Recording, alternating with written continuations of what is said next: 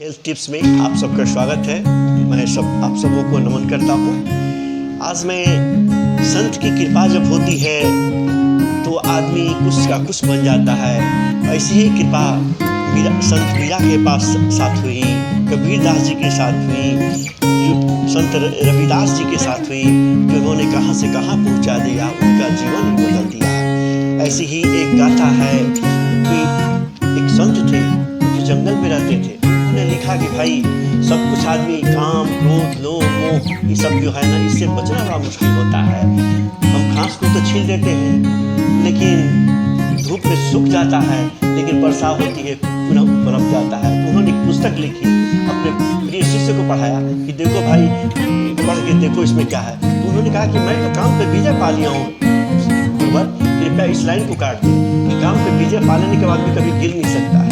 ठीक है भाई, उन्होंने रख दिया। बोले कि कल दूसरे हुआ क्या कि वो उनके शिष्य जो थे जंगल में रहते थे। जंगल में रहते थे तो वहाँ कुटिया थी, कुटिया में 2 रूम थे।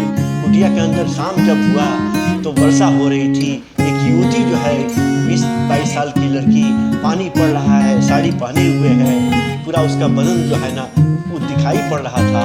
संत से बोली कि परमात्मा हमें कृपा करके अपने आश्रम में रहने का आज दीजिए। मैं रात बोले कि नहीं, यहाँ कोई रहने की जरूरत नहीं है, हमारे पास जब कोई जगह नहीं, तुम घर चले जाओ। बोले कि नहीं महाराज, ये रात्रि हो गई, हम कहाँ जाएंगे, आप कृपा करके अपने पास रखिए। बोले ठीक है, देखो 2 कमरे हैं, आगे वाली में तुम चली जाना, अब बंद करना, हम खुलवाएंगे भी तो खोलना मत। रात को जब रात्रि जब हुई तो उनके अंदर जो है काम वासना जो है जागृत हो गई। फिर वो खटखटा रहे थे कि उठो, खोलो खोलो, नहीं खोले।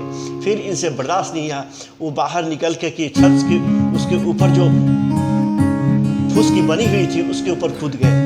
उसके ऊपर जब कूदते हैं तो देखते हैं उनके गुरु जो हैं वो समाधि लगाए बैठे हुए हैं, चरणों में गिर गए।